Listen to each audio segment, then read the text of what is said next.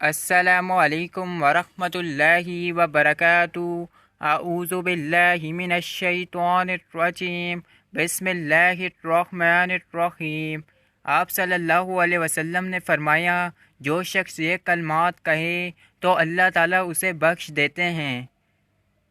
استغفر اللہ الذی لا الہ الا هو الحی القیوم واتوب الیہ۔ استغفر اللہ الذی لا الہ الا هو الحی القیوم واتوب الیہ۔ ترجمہ: میں بخشش طلب کرتا ہوں اللہ تعالیٰ سے کہ نہیں ہے کوئی معبود برحق مگر وہی جو زندہ اور قائم رکھنے والا ہے، اور میں اس کی طرف توبہ کرتا ہوں۔ جزاک اللہ۔ زیادہ سے زیادہ شیئر کریں، دوسروں تک پہنچائیں۔